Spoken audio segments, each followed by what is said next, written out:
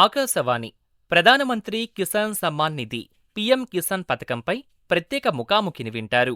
అతిథి doctor D Sudharani గారు, programme coordinator, కృషి విజ్ఞాన కేంద్రం, ఘంటసాల. పరిచయకర్త రావుల సాయి గురీష్. శ్రోతలకు నమస్కారం. ఈనాటి మన ప్రత్యేక కార్యక్రమానికి స్వాగతం. మన వ్యవసాయం రంగం అభివృద్ధి, రైతుల సంక్షేమం, సహజ వ్యవసాయం, పశుసంవర్ధక రంగం, స్టార్టప్ ప్రోత్సాహం వంటి అంశాలు దేశవ్యాప్తంగా ప్రాధాన్యం సంతరించుకుంటున్న ఈ సమయంలో కేంద్ర ప్రభుత్వం ఇటీవల విడుదల చేసిన పీఎం కిసాన్ 21వ విడత కార్యక్రమంలో ప్రధానమంత్రి శ్రీ నరేంద్ర మోదీ గారు దేశవ్యాప్తంగా ఉన్న రైతులకు కీలక సూచనలు చేశారు. ఈనాటి ఈ కార్యక్రమంలో ప్రధానమంత్రి శ్రీ నరేంద్ర మోదీ గారు సూచించిన వివిధ కీలక సూచనలైన పీఎం కిసాన్ పథకం, రైతుల ఆదాయం రెట్టింపు దిశగా జరుగుతున్న మార్పులు, పశుసంవర్ధక రంగం అభివృద్ధి, సహజ వ్యవసాయం, integrated farming and multilayer cultivation తో పాటు వ్యవసాయ స్టార్టప్లకు కేంద్ర రాష్ట్ర ప్రభుత్వ పథకాల మద్దతుకు సంబంధించిన పూర్తి వివరాలు మనకు అందించేందుకు ఈ రోజు మనతో పాటు ఉన్నారు డాక్టర్ డి సుధారాణి గారు, ప్రోగ్రాం కోఆర్డినేటర్, కృషి విజ్ఞాన కేంద్రం, ఘంటసాల నుంచి. మేడంతో మనం మాట్లాడి పూర్తి సమాచారాన్ని విందాం. మేడం నమస్కారం. మేడం నమస్కారం అండి. మేడం, కార్యక్రమంలో ముందుగా ఈ యొక్క పీఎం కిసాన్ పథకం యొక్క ముఖ్య లక్షణాలు ఏంటి మరియు దాని యొక్క ప్రయోజనాలకు సంబంధించిన వివరాలు మేడం? మనకి ప్రధాన మంత్రి కిసాన్ సన్మాన్ నిధి యోజన అంటే పిఎం కిసాన్ యోజన అని అంటున్నాము. ఈ ప్రోగ్రాం అన్నది మన భారత ప్రభుత్వం వారు ప్రారంభించారండి 2018వ సంవత్సరంలో. ఇదేంటంటే మన అన్ని రకాలైనటువంటి రైతులు అంటే చిన్నకారు రైతులకి, సన్నకారు రైతులకి మనకి ఆర్థికంగా కనీస ఆదాయ మద్దతును ఇవ్వడం అనేటువంటి ముఖ్య లక్ష్యంతో ఈ పిఎం కిసాన్ యోజన పథకం అన్నది భారత ప్రభుత్వం వాళ్ళు ప్రారంభించడం జరిగింది. అయితే ఏటా సంవత్సరానికి సుమారుగా 6,000 వరకు రైతులకి మద్దతుగా ఇవ్వడం జరుగుతుందండి. ఈ కార్యక్రమం యొక్క ముఖ్య ఉద్దేశం ఏంటి అంటే రైతులు పెట్టుబడి పెట్టడానికి అవసరమైనటువంటి దాని కొరకు ఎక్కడికైతే అప్పులకి దానికి వెళ్లకుండా మనమే పెట్టుబడికి నిమిత్తము మనకి 4 సార్లు ప్రతి 4 నెలలకి రూపాయలు 2,000 చొప్పున 3 సమాన వాయిదాల్లో 6,000 రూపాయలు చెల్లించడం జరుగుతుందండి. అదే మన పిఎం కిసాన్ యోజన పథకం అంటే. అయితే దీని యొక్క ముఖ్య లక్ష్యం ఏంటి అంటే మనందరికీ తెలిసిన విషయం ఏంటి, భారతదేశం అన్నది ఆర్థిక వ్యవస్థలో చూసుకున్నట్లయితే వ్యవసాయం అన్నది కీలకమైన పాత్ర వహించడం అని మనందరికీ తెలుసు. అయితే రైతులు సమాజంలో కీలకమైన విభాగాల్లో ఒకరైనప్పటికీ కూడా వాళ్ళకి పెట్టుబడి నిమిత్తం కాసింత సహాయం చేసినట్లయితే మనకి దేశంలో పట్టణ మరియు గ్రామీణ ప్రాంతాల మధ్య ప్రబలం ఉన్న సామాజిక ఆర్థిక అవశేషాలన్నిటిని కూడా చూసుకుంటూ మన వ్యవసాయ సంఘాలని తరచూ ఆర్థిక శ్రేయస్సుతో ఇబ్బంది పడకుండా ఉండడం కోసం ఈ యొక్క పిఎం కిసాన్ పథకాన్ని మన భారత ప్రభుత్వం వాళ్ళు 2018వ సంవత్సరంలో మొత్తం అన్ని రాష్ట్రాల్లో కూడా ఈ యొక్క కార్యక్రమాన్ని ప్రారంభించడం జరిగిందమ్మా. మేడం, రైతుల ఆదాయం రెట్టింపు లక్ష్యాన్ని చేరుకోవడానికి మనకైతే కనుక నేల ఆరోగ్యం, మార్కెట్ యాక్సెస్, డిజిటల్ టూల్స్ అని చెప్పి అనేక అంశాలు రావడం జరిగింది కదా మేడం. మరి ఈ అంశాలు ఎలాంటి ప్రభావాన్ని చూపిస్తున్నాయి రైతుల ఆదాయం రెట్టింపు లక్ష్యాన్ని చేరుకోవడంలో? ముఖ్యంగా నేల ఆరోగ్యం చాలా ప్రభావం చూపిస్తుందండి. నేల ఎంత బాగుంటే ఆదాయం అంత బాగుంటుంది. అంటే ఆదాయాన్ని రెట్టింపు చేసుకోవాలి అంటే సారవంతమైన నేల ఉండాలి. అలానే మనకి నేలలో ఎటువంటి పోషకాలు ఉన్నాయి, ఎటువంటి పోషక లోపాలు ఉన్నాయి అన్న దాని గురించి మనం పరీక్షించడానికి సాయిల్ టెస్టింగ్, భూసార పరీక్షలు అన్నది ప్రధాన పాత్ర పోషిస్తుంది. కాబట్టి ప్రభుత్వం కూడా దీని మీద చాలా దృష్టి పెట్టింది. అన్ని చోట్ల కూడా ఫ్రీగా రైతులకి భూసార పరీక్షలు చేయించటం, భూమిలో ఉండేటువంటి కణజాల విలువలు ఏమాత్రం ఉన్నాయి, పోషకాల విలువలు ఎలా ఉన్నాయి, దాని సవరణకు మనం ఎటువంటి యాజమాన్య చర్యలు చేసుకోవాలన్న దిశగా కూడా మన కృషి విజ్ఞాన కేంద్రాల తరపున కానీ లేదా వ్యవసాయ శాఖ తరపున కానీ రైతులకి వినూత్నమైన కార్యక్రమాలు చేస్తూ వాళ్ళకి చేరువలోనే ఉండడం జరుగుతుందండి. ఇంకా మార్కెటింగ్ యాక్సెస్ విషయానికి వచ్చినట్లయితే కనీస మద్దతు ధర అనేది మన ప్రభుత్వాలు ఎటు తిరిగి ప్రకటించినప్పటికీ కూడా కొన్ని చోట్ల ఆర్గానిక్ దిశగా ఎవరైతే రైతులు చేస్తున్నారో వాళ్ళకి అధిక రెట్టింపు ఆదాయం ఇచ్చే విధంగా కూడా ప్రభుత్వాలు చూస్తున్నాయండి. అలాగే డిజిటల్ టూల్స్ ఇప్పుడు ఏది చూసుకున్నా కూడా మన ఈ క్రాపింగ్ కావచ్చు, ఈ ప్రొక్యూర్మెంట్ కావచ్చు, ప్రతిది కూడా డిజిటలైజేషన్ చేయడం జరిగింది.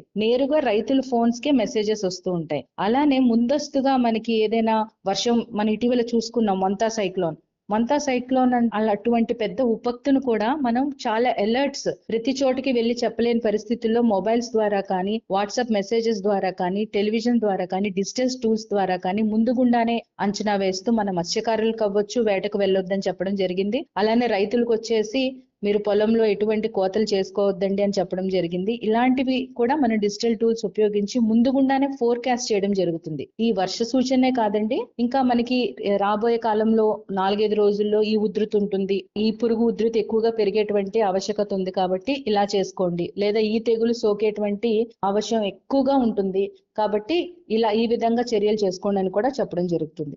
ఇంకా రైతుల ఆదాయాన్ని రెట్టింపు చేయడం కోసం ఏంటి అంటే సమీకృత వ్యవసాయాన్ని పాటించండి.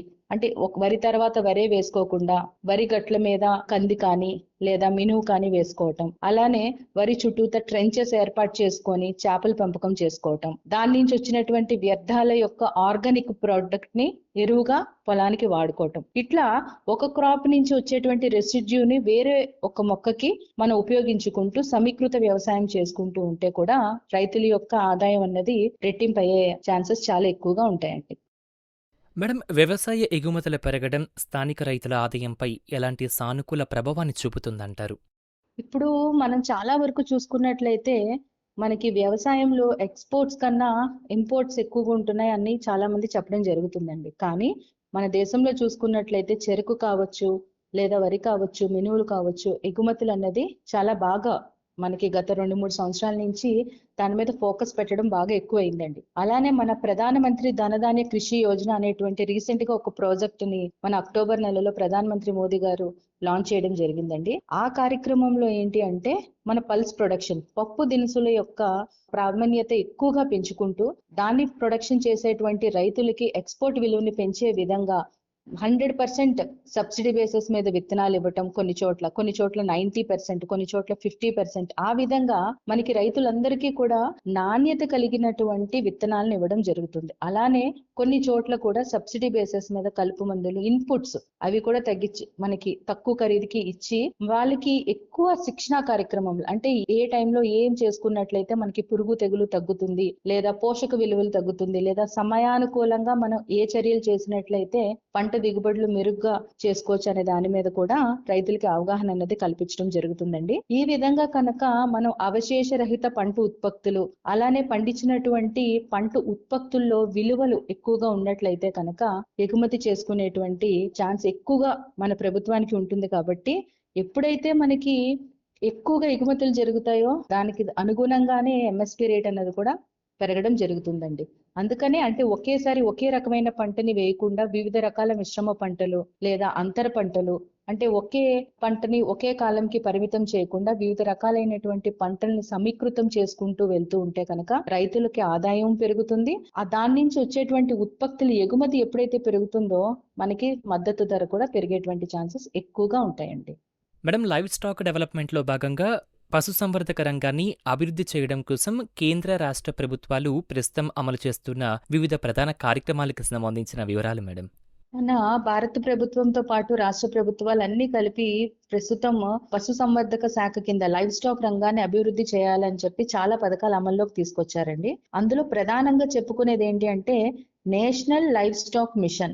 ఇది కేంద్ర ప్రభుత్వం యొక్క ప్రధాన పథకం అండి. ఇది మన పశువర్ధక శాఖకు సంబంధించినటువంటి.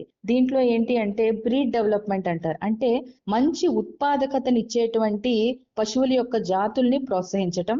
ఇంకొకటి పశువుల యొక్క పోషణ కోసం పశుగ్రాసాల వనరుల్ని పెంచటం. ఎందుకంటే దాన్ని ఫోడర్ అంటారు, ఫీడ్ అంటారు. మనకి లోకల్ గా అవైలబుల్ గా ఉండేటువంటి పశుగ్రాసాలనే మన పశువులకి ఇవ్వటం కాకుండా ఇంప్రూవ్డ్ బ్రీడ్స్ ని కనుక, అంటే ఇంప్రూవ్డ్ ఫోడర్ అండ్ ఫీడ్ ని కనుక మనం ఎక్కువ చేసినట్లయితే మన పశు పోషక విలువలు కూడా పెంచే వాళ్ళం అవుతాం అనేటువంటి ముఖ్య ఉద్దేశంతో ఈ నేషనల్ లైవ్ స్టాక్ మిషన్ అనేది రావడం జరిగిందండి. దాంతో పాటుగా ఎవరైతే రైతులు చిన్నగా దీన్ని ప్రారంభించుకుంటున్నారో వాళ్ళని ఒక ఎంటర్ప్రెన్యూర్ గా డెవలప్ చేయటం, అలానే నైపుణ్యత కలిగినటువంటి శిక్షణలు ఇవ్వటంతో పాటుగా వాళ్ళకి ఇన్సూరెన్స్ ఫెసిలిటీస్ కూడా మనకి ఏర్పాటు చేయడం జరిగిందండి. ఇవన్నీ కూడా మనకి నేషనల్ లైవ్ స్టాక్ మిషన్ కిందకి రావడం జరుగుతుంది. అలానే మన అనిమల్ హస్బెండరీ విభాగానికి వచ్చినట్లయితే animal husbandry infrastructure development fund అనేటువంటి AHIDF అనేటువంటి పథకాన్ని కూడా మన భారత ప్రభుత్వం వాళ్ళు రిలీజ్ చేయటం జరిగిందండి. ఇది ఏంటి అంటే చిన్న మరియు పెద్ద ఫార్ములు పెట్టినటువంటి రైతులు ఎవరైతే మనకి పశువులు పెంచుకునేటువంటి రైతాంగం ఉంటారో వాళ్ళకి ఫ్రీగా ప్రాసెసింగ్ యూనిట్లు లేదా ఇన్ఫ్రాస్ట్రక్చర్ డెవలప్మెంట్ కి అవసరమైనటువంటి రుణాలని బ్యాంక్ నుంచి ఇవ్వటం, అటువంటివి కూడా ప్రోత్సాహం చేస్తున్నారనమాట. దాని ద్వారా ఏంటంటే ఎక్కువగా ప్రైవేట్ రంగాల మీద ఆధారపడకుండా పెట్టుబడికి కావాల్సినటువంటి ఫండింగ్ ఏదైతే ఉందో ఇన్ఫ్రాస్ట్రక్చర్ డెవలప్మెంట్ కోసం మనం ఏదైతే తీసుకోవాలనుకుంటున్నారో రైతులు వాళ్ళకి ఫ్రీగా రుణాలు కూడా ఇవ్వడం జరుగుతుందండి. దాన్నే animal husbandry infrastructure development fund కింద అదొక పథకం ఉంది. ఇంకా పశుపాలన ఆరోగ్యం మరియు ఆరోగ్య నియంత్రణ కార్యక్రమంలో కూడా మనకి national animal disease control programme అంటారు దీన్ని. ఫుట్ అండ్ మౌత్ డిసీజ్ లాంటివి కొన్ని ఎక్కువగా మనకి ఈ పశువుల్ని సోకుతూ ఉంటాయి కాబట్టి వాటికి ఫ్రీగా టీకాలు ఇవ్వటం, లేదా వచ్చినటువంటి రోగాన్ని నియంత్రణ చేసుకోవడం కోసం తీసుకోవాల్సినటువంటి చర్యలకి మెడిసిన్స్ కానీ అవి కానీ రైతాంగానికి ఫ్రీగా ఇవ్వటం కానీ, లేదా అందుబాటులో ఉంచటం కానీ, సబ్సిడీ మీద ఇవ్వడం కానీ, రిజిస్ట్రేషన్ చేసుకునే వాళ్ళందరికీ కూడా ఇవ్వడం జరుగుతుందండి. మనకి గోకుల్ మిషన్ అన్నది కూడా ఒకటి కొత్తగా ఉండిందండి. ఇది అందరికీ తెలిసిందే. జాతీయ సంరక్షణకు సంబంధించినటువంటి ప్రత్యేకమైనటువంటి మిషన్ అండి. ఇప్పుడు గిర్ కానీ, సహివాల్ కానీ అట్లాంటి కొత్త దేశీయ గో జాతుల్ని కూడా మనం ప్రోత్సహించడం అన్నమాట. దాన్నే గోకుల్ మిషన్ కింద తీసుకొచ్చారండి. DAHD అనేటువంటి నిబంధనల ప్రకారం ఇది ఒక ముఖ్యమైనటువంటి స్కీమ్ అన్నమాట. దీని ద్వారా జాతి వైవిధ్యం అంటే జెనెటిక్ డైవర్సిటీ అంటారు, దాన్ని కాపాడుకోవటం, అలానే స్థానిక జాతుల నుంచి మలిచేటువంటి ఉత్పాదకతను కూడా మనం మెరుగుపరచుకోవడం కూడా ముఖ్య లక్షణం అండి. ఇలా మనకి 4-5 స్కీమ్స్ కేవలం మనకి పశువర్ధక ప్రోత్సహించడానికి మన ప్రభుత్వం వారు తీసుకొచ్చారండి. చాలా మంది రైతులకి దీని మీద అవగాహన తక్కువగా ఉంది. కానీ ఇన్ని స్కీమ్స్ కూడా మనకి లైవ్ స్టాక్ పెంచేటువంటి ప్రతి ఒక్క రైతుకు కూడా, చిన్నకారు సన్నకారు రైతులందరికీ కూడా అందుబాటులో ఉండడం జరుగుతుందండి. దీని గురించి మరింత వివరాలు కావాలి అంటే మనకి దగ్గరలో ఉండేటువంటి రైతు సేవా కేంద్రాన్నైనా సంప్రదించవచ్చు, లేదా కృషి విజ్ఞాన కేంద్రం వారినైనా కూడా సంప్రదించవచ్చండి. మేడం, మనకందరికీ తెలుసు కిసాన్ క్రెడిట్ కార్డ్ అని చెప్పి మనకి ఉన్నాయి వ్యవసాయ రంగానికి సంబంధించి. మరి మేడం, ఈ కిసాన్ క్రెడిట్ కార్డును పశుసంవర్ధక రంగానికి విస్తరించడం ద్వారా పాడి, మేకలు, గొర్రెల పెంపకం చేస్తున్న ఉత్పత్తిదారులకు ఎలాంటి ప్రయోజనాలు లభిస్తాయంటారు? ఇప్పుడు చాలా మంది కిసాన్ క్రెడిట్ కార్డ్ అంటే అది వ్యవసాయ రంగానికి సంబంధించి మాత్రమే అనుకుంటారండి. కాదు, ఇది పశుపాలకులకు కూడా విస్తరిస్తుంది. అంటే వారికి కూడా తక్కువ వడ్డీ రుణాలు, లేకపోతే పెట్టుబడి కోసం నగదు లభ్యత కానీ, పెట్టుబడి అవకాశాలు ఎక్కువగా లభించేటువంటి scheme Kisan credit card. Kisan అంటే రైతు కేవలం వ్యవసాయం చేసేటువంటి వాళ్ళకే కాదండి, ఉద్యాన శాఖ కానీ, పశువర్ధక శాఖ కానీ, మత్స్యకారులకు కూడా అందరికీ కూడా ఈ కిసాన్ క్రెడిట్ కార్డ్ అన్నటువంటి పథకం కింద వచ్చేటువంటి లభ్యతలు ఏవైతే ఉన్నాయో అందరికీ కూడా ప్రయోజనాత్మకంగా ఉంటుందండి. ఇదేంటంటే వ్యాపారాన్ని పెంచడానికి కానీ, ఆదాయాన్ని స్థిరపరచడానికి కానీ ఒక శక్తివంతమైనటువంటి టూల్ గా ఉపయోగపడుతుందని కిసాన్ క్రెడిట్ కార్డ్ అనేటువంటి పథకం కింద తక్కువ వడ్డీ రుణాలతో ఒకవేళ పాడి పశువులు, మేకలు, గొర్రెలు ఇలాంటివి ఏవి పెంచుకున్నా కూడా రైతులు కనుక దగ్గరలో ఉండే బ్యాంకుని సంప్రదించినట్టయితే తక్కువ వడ్డీతో కూడా మనకి కిసాన్ క్రెడిట్ కార్డు ద్వారా రుణాలు ఇవ్వడం జరుగుతుందండి. మేడం, మనం చూస్తూ ఉన్నాము ఈ రోజుల్లో అయితే కనుక కేంద్ర రాష్ట్ర ప్రభుత్వాలు ప్రకృతి వ్యవసాయం వైపు రైతులను ప్రోత్సహించేందుకు అనేక పథకాలను కూడా తీసుకువస్తూ వారిని ప్రోత్సహిస్తూ ఉన్నాయి. సో అసలు ఏంటి మేడం ఈ ప్రకృతి వ్యవసాయం వైపు కేంద్ర రాష్ట్ర ప్రభుత్వాలు ప్రోత్సహించడానికి గల ఉన్న ఆ రీజన్? ఇప్పుడు సహజ వ్యవసాయాన్ని ప్రకృతి వ్యవసాయం అని కూడా సంబోధిస్తూ ఉంటామండి. ప్రస్తుతం చూసుకున్నట్లయితే మనం ఏ స్థాయిలో రసాయనాలను వాడుతున్నాం అన్నది అందరికీ తెలిసిన విషయమే. ఎందుకంటే ఒక పురుగు కనిపించినా, ఒక తెగులు కనిపించినా, ఒక పోషక లోపం కనిపించినా, మొక్క ఏదైనా కాస్త వడబడినా, అది ప్రకృతి వైపరీత్యాల వల్ల అవని ఏదవని కూడా ఒక రసాయనం వాడితే, లేదా రసాయనాలతో ఇంకొక రసాయనాన్ని మిక్స్ చేసి మనం వాడినట్లయితే కనుక వెంటనే మనకి ప్రయోజనం ఉంటుంది అని చాలా వరకు రైతాంగం భావిస్తున్నారండి. కానీ ఇలా విచక్షణ రహితంగా మన రసాయనాల్ని మోతాదుకు మించి వాడడం జరుగుతుంటే ఏం జరుగుతుందంటే ముఖ్యంగా ఫస్ట్ మన నేల ఆరోగ్యం క్షీణిస్తుంది. అంతేకాదండి, రైతులు ఖర్చులు పెట్టేటువంటి ఏదైతే ఖర్చు పెడుతున్నారో అది డబుల్ అయిపోతుంది. వచ్చేటువంటి ఆదాయం తక్కువ, పెట్టుబడి ఎక్కువైపోతుంది. అంతేకాకుండా ఆరోగ్యంపై కూడా చాలా ప్రభావం చూపిస్తుంది. అవశేషాలతో కూడినటువంటి పంట ఉత్పత్తులు ఎవరైతే తింటున్నారో వాళ్ళకి చాలా రకాలైనటువంటి సమస్యలు వస్తున్నాయి. మనం ఇదివరకు కాలంలో చూసుకున్నదే ఎండోసల్ఫాన్ కానీ, లేకపోతే గ్లైసిల్ కానీ ఇలాంటి కెమికల్స్ రసాయనాలను యూజ్ చేయటం వలన చాలా రకాలైనటువంటి ఇబ్బందులు జరిగి ఆ కెమికల్స్ ని కూడా బ్యాన్ చేయడం జరిగింది. కానీ ఇప్పుడు ఏంటంటే ఒక రసాయనంతో, ఉదాహరణకి ఒక పురుగు మందు పిచికారీ చేసేటప్పుడు దాంతో ఒక తెగులు మందు, లేదా దాంతో ఇంకొక బలం మందు, దాంతో ఒక కలుపు మందు, ఇలా కూలీ ఖర్చు ఎక్కువ అవుతుంది అనో, లేకపోతే మళ్ళీ 2-3 సార్లు పిచికారీ చేయలేమనే ఆలోచనతోనైనా కూడా 4-5 మందులు, దాని వల్ల మనకి నేల ఆరోగ్యం ఎలా దెబ్బతింటుందో మన ఆరోగ్యం కూడా ఆ యొక్క పంట ఉత్పత్తులు తినటం వల్ల అంతే రకంగా మనకి ఆరోగ్యం కూడా ఇబ్బంది పడుతుంది. కాబట్టి ఇక్కడి నుంచి మనం షిఫ్ట్ అవ్వాలి. ఇది మనం చాలా అనారోగ్య సమస్యలకి గురవుతున్నాం అనేటువంటి ఆలోచనతో సహజ వ్యవసాయం, మన ప్రకృతి వ్యవసాయం వైపు ముందడుగులు వేయాలని చెప్పేసి గత మనకి 10 సంవత్సరాల నుంచి కూడా చెప్తా ఉండడం జరిగిందండి. దీనిలో ఏంటి అంటే మనకి జీవామృతాలు కానీ, ఇతర రకాలైనటువంటి కషాయాలు కానీ, అస్త్రాలు కానీ ఉపయోగించి, అంటే నేచురల్ గా సహజంగా ప్రకృతిలో లభించేటువంటి వాటితోనే మనం పురుగులను కానీ, తెగుళ్ళను కానీ, పోషకాల నివారణలు కానీ చేసుకుంటూ మన పండించినటువంటి పంట ఉత్పత్తులను ఎటువంటి అవశేషాలు లేకుండా పండించినట్లయితే కనుక మన ఆరోగ్యం మెరుగుపడుతుంది, అలాగే ఎక్స్పోర్ట్ వాల్యూస్ కూడా పెరుగుతుంది అనేటువంటి దిశగా కేంద్ర రాష్ట్ర ప్రభుత్వాలు వాళ్ళు ఈ యొక్క నేచురల్ ఫార్మింగ్, సహజ వ్యవసాయాన్ని అనేది ప్రోత్సహించడం జరుగుతుందండి. మేడం, మీరు ప్రస్తావించిన జీవామృతానికి సంబంధించి ఈ జీవామృత వినియోగం పంటల ఉత్పత్తి, నేల ఆరోగ్యం, వ్యవసాయ వ్యయాలపై ఎలాంటి ప్రభావాన్ని చూపుతుందంటారు? అంటే ఇప్పుడు మనకి బీజామృతం కానీ, జీవామృతం కానీ, పంచగవ్యం కానీ ఈ 3 కూడా వివిధ రకాలుగా తయారు చేసుకునేటువంటి పద్ధతులు అందరి రైతులకి కూడా ప్రకృతి వ్యవసాయంలో చేసే వాళ్ళకి తెలుస్తుందండి. అయితే బీజామృతం యొక్క ముఖ్య ఉద్దేశం ఏంటంటే, బీజామృతం ఎవరైతే ఉపయోగిస్తున్నారో వాళ్ళు మినుములు అవ్వచ్చు, పెసలు అవ్వచ్చు, ఏదైనా ఉపయోగించేటువంటి పంట యొక్క మొలక శాతం పెరుగుతుంది. అంటే జెర్మినేషన్ పర్సెంటేజ్ ఎక్కువగా ఉంటుంది. అలాగే భూమి ద్వారా, విత్తనం ద్వారా పంటలకు సంక్రమించేటువంటి తెగుళ్లను కూడా ఈ బీజామృతాన్ని కనుక ఉపయోగించుకునే వాళ్ళని అరికొట్టొచ్చు. అలాగే విత్తన శుద్ధి చేసి నారుమళ్ళల్లో మొక్కల్ని కనుక, అంటే బీజామృతంతో కనుక మనం విత్తన శుద్ధి చేస్తే నారుమళ్ళల్లో వేసేటువంటి వరవచ్చు చాలా ఆరోగ్యంగా పెరుగుతుందండి. అలాగే మనకి విత్తనం నుండి కూడా కొన్ని రకాలైనటువంటి వ్యాధులు సంక్రమిస్తాయి. అంటే మన విత్తనాలనే శుద్ధి చేసుకోవాలి. విత్తనం ఎంత బాగా శుద్ధి చేసుకుంటే అంత ఆరోగ్యకరమైనటువంటి పంట వస్తుంది. కాబట్టి ఈ విత్తన శుద్ధి ద్వారా మనకి ఎటువంటి వ్యాధులు సోకకుండా ఉండడానికి ఈ బీజామృతం చాలా ఉపయోగపడుతుందండి.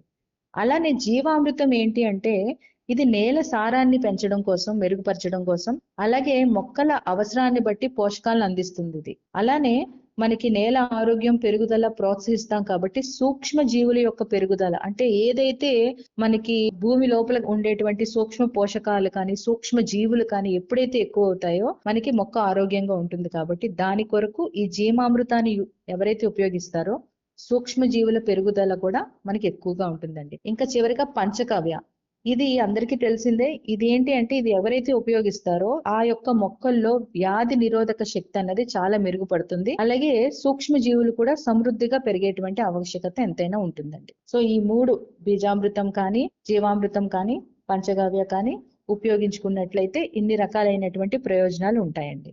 మేడం, ఏదైతే మనం ఈ యొక్క ప్రకృతి వ్యవసాయానికి సంబంధించి మాట్లాడుతూ వస్తున్నామో, ఈ ప్రకృతి వ్యవసాయ విస్తరణ కోసం శాస్త్రీయ పరిశోధనలు కానివ్వండి, ఫీల్డ్ డెమోన్స్ట్రేషన్లను, శిక్షణా కార్యక్రమాలను మన కృషి విజ్ఞాన కేంద్రం ఏ విధంగా నిర్వహిస్తుంది?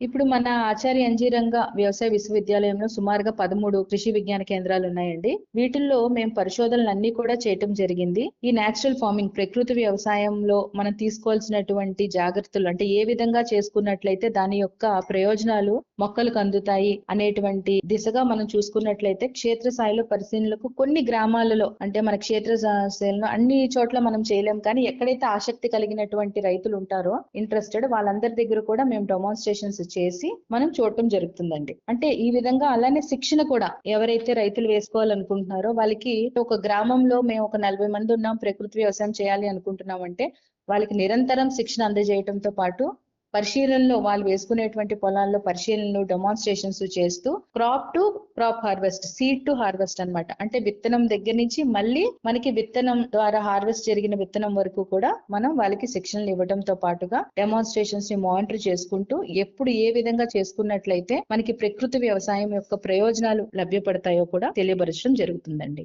మేడం, ప్రధాని గారు సూచించిన 1 ఎకర్ 1 సీజన్ ప్రకృతి వ్యవసాయ మోడల్ అంటే ఏమిటి? దీని వివరాలు మేడం. ఇప్పుడు మనకి 1 ఎకరం భూమిలో ఒక సీజన్ కి పాటుగా మన నేచురల్ ఫార్మింగ్ చేయండి అని చెప్పేసి మనకి ప్రధానమంత్రి మోదీ గారు కూడా సూచించడం జరిగింది. ఇది ఏంటి అంటే ఎటువంటి రసాయనాలు లేకుండా, ఎక్కువ రసాయన ఎరువులు లేకుండా సహజ పద్ధతిలో ఇందాక మనం చెప్పుకున్న విధంగా మన జీవామృతం కానీ, బీజామృతం కానీ, అలాగే అస్త్రాల విషయానికి వచ్చినట్లయితే నియమాస్త్రాలు కానీ, బ్రహ్మాస్త్రాలు కానీ ఇట్లాంటివి ఉపయోగించుకొని సాగు చేస్తూ ఉంటే కనుక ఒక మోడల్ గా డెవలప్ అయితే, ఇందులో ఒక ముఖ్యమైన విషయం కూడా మనందరికీ గమనించాల్సింది ఏంటి అంటే సహజ వ్యవసాయం, ప్రకృతి వ్యవసాయం చేసే వాళ్ళకి మొదటి సంవత్సరము, 2వ సంవత్సరము మనం రసాయనాలతో, అంటే ప్రెజెంట్ చేస్తున్నటువంటి ఫార్మింగ్ తో పోల్చుకున్నట్లయితే కాస్త దిగుబడులు తగ్గుతాయండి. కానీ మనం పండించినటువంటి పంట ఉత్పత్తి ఏదైతే ఉందో అది అవశేష రహితంగా ఉండడంతో పాటుగా ఎంతో ఆరోగ్యకరంగా ఉంటుంది కాబట్టి దానికి విలువ ఎక్కువ. మొదటి 2 సంవత్సరాలు దిగుబడులు అంటే అలవాటు పడడం కోసం నేల కానీ ఇవి కానీ అలవాటు పడడం కోసం మరీ ఎక్కువగా తగ్గవు. సుమారుగా మనకి 40 బస్తాలు పండాల్సిన చోట ఒక 34, 35 పండుతుంది. కానీ 2వ సంవత్సరం 3వ సంవత్సరం దాటిన తర్వాత రసాయనాలతో ఎలా పండుతుందో ప్రకృతి వ్యవసాయం చేసినటువంటి రైతులకు కూడా అలానే పండుతుంది. అందుకని 1 ఎకర్ 1 సీజన్ అయినా కూడా అంటే అట్లీస్ట్ మన పంట కాలంలో సార్వాలో అయితే వరి లేదా దాల్వాలో అయితే మినుము ఏదైనా కూడా 1 ఎకరంలో ఒక మోడల్ గా మీరు చేసి చూసినట్లయితే ఈ న్యాచురల్ ఫార్మింగ్ ప్రకృతి వ్యవసాయం ఎలా ఉపయోగపడుతుందో తెలుస్తుంది. కాబట్టి దాని యొక్క ఉపయోగాలు తెలుసుకోండి అని చెప్పి మన ప్రధానమంత్రి గారు సూచించడం జరిగిందండి. మేడం, మనం గమనించినట్లయితే కనుక బహుళ స్థాయి వ్యవసాయం అంటే ఈ యొక్క మల్టీ లేయర్ అగ్రికల్చర్ మోడల్ను మన రాష్ట్ర రైతులు అమలు చేయడానికి ఎలాంటి మార్గదర్శకాలు కానివ్వండి, శిక్షణ, మద్దతు అవసరమవుతుందంటారు? ఇప్పుడు బహుళ స్థాయి వ్యవసాయం అంటే మల్టీ లేయర్ అగ్రికల్చర్ అన్నమాట. అంటే ఏ పంటల్లో ఏ సమయంలో పండిస్తారు, దాని యొక్క నీటి యాజమాన్యం ఎలా ఉండాలి అనే దిశగా స్పష్టమైనటువంటి మార్గదర్శకాలు అనేది రైతులకి అవగాహన ఎంతైనా అవసరం.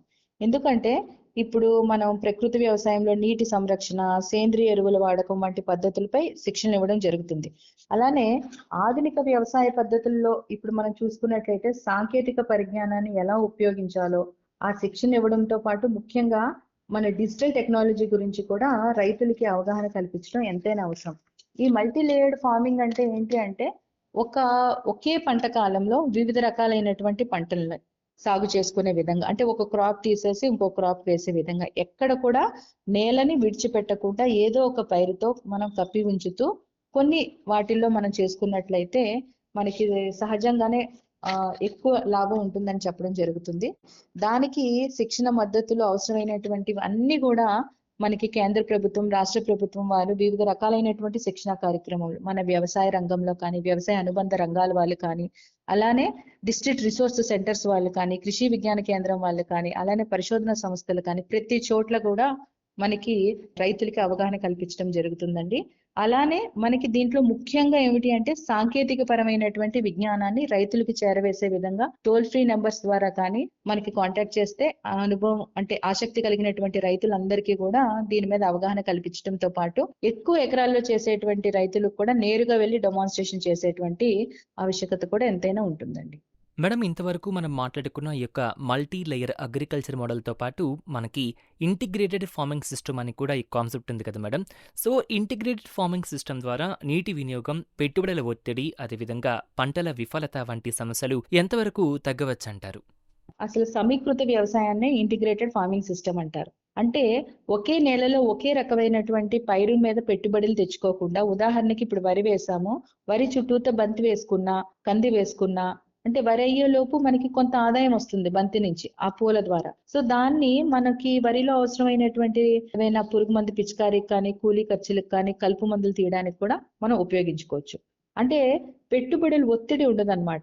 ఈ వ్యర్థాలు ఏవైతే వస్తున్నాయో మనకి వాటి నుంచి వేరే రకమైనటువంటివి లైఫ్ స్టాక్ ను కూడా పెంపొందించుకోవచ్చు. ఇందాక చెప్పిన విధంగా మనం హార్టికల్చర్, అగ్రికల్చర్ అలానే లైఫ్ స్టాక్ అంటే మన ఉద్యాన వ్యవసాయ మరియు చేపల పెంపకాన్ని ఒక యూనిట్ గా పెట్టుకోవచ్చు. లేదా కొన్నిసార్లు double decker cold poultry shed పెట్టేసి దాని నుంచి ఏదైతే మన కోళ్ళ నుంచి పెంట వస్తుందో దాన్ని మన వరి పొలంలో వేసుకుంటూ అది మనకి న్యాచురల్ గానే ఒక రకమైనటువంటి మెన్యూర్ గా ఉపయోగపడుతుంది. కాబట్టి దాంతో పంటను పండించుకుంటూ పంట అనంతరం మనకి వచ్చేటువంటి స్టాల్క్ ఏదైతే ఉందో దాన్ని మనం కోళ్ళకి ఫీడ్ గా ఉపయోగించుకోవాలి. అంటే ఒక దాని నుంచి వచ్చేటువంటి వ్యర్థాన్ని ఇంకొక దానికి మనం ఉపయోగించుకున్నట్లయితే పెట్టుబడి ఒత్తిడి తగ్గుతుంది.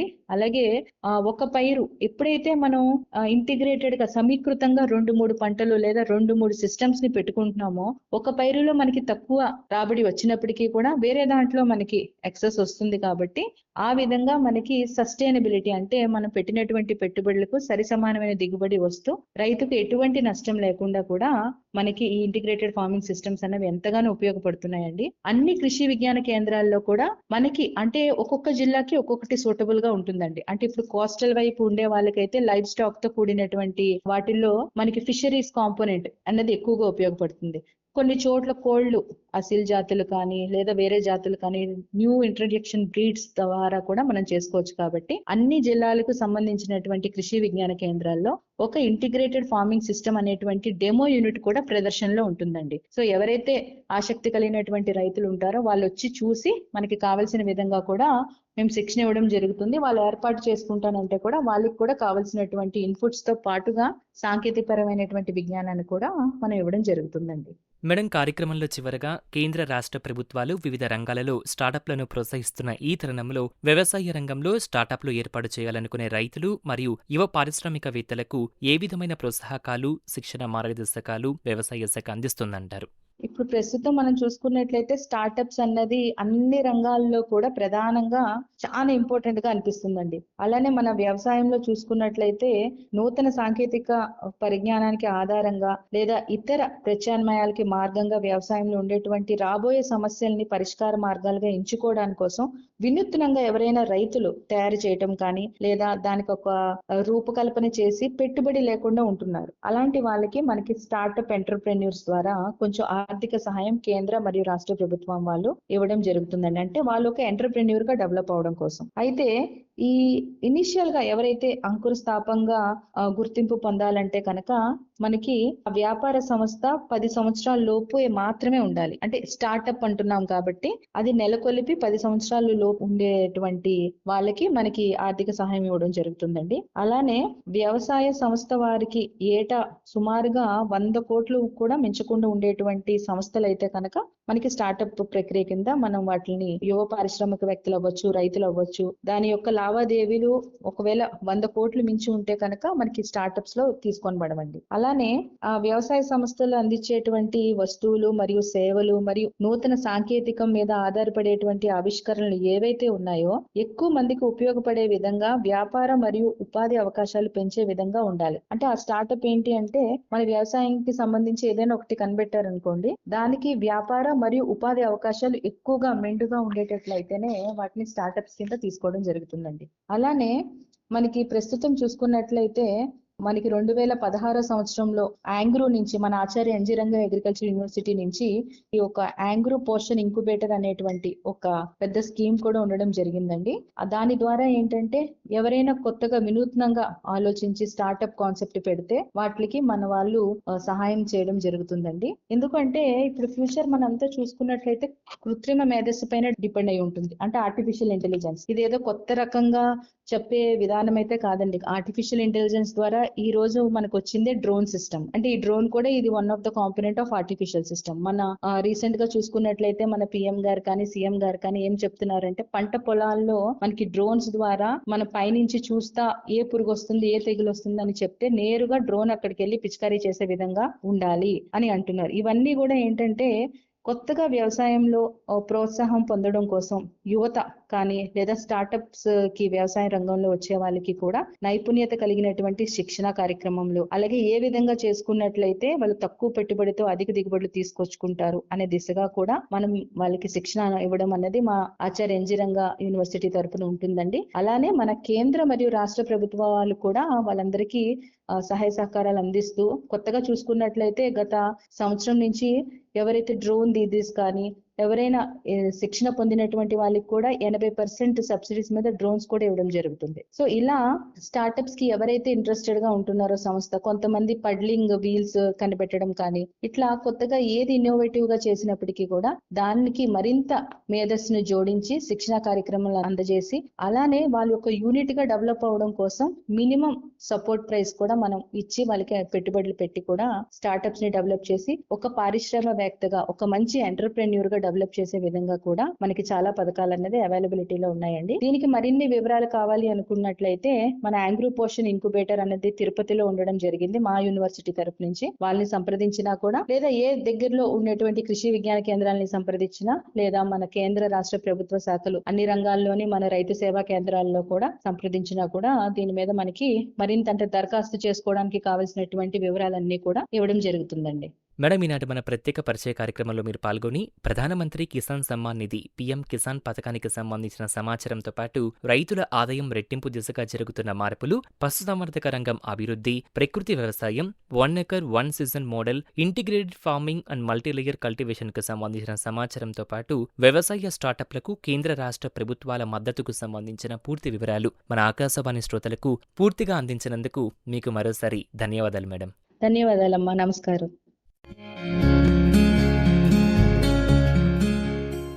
ఇంతవరకు ప్రధానమంత్రి కిసాన్ సమ్మాన్ నిధి పిఎం కిసాన్ పథకంపై ప్రత్యేక ముఖాముఖిని విన్నారు. అతిథి డాక్టర్ డి సుధారాణి గారు, ప్రోగ్రాం కోఆర్డినేటర్, కృషి విజ్ఞాన కేంద్రం, ఘంటసాల. పరిచయకర్త రావుల సాయి గురీష్. ఈ కార్యక్రమం ప్రాంతీయ వార్తా విభాగం, ఆకాశవాణి విజయవాడ కేంద్ర సమర్పణ.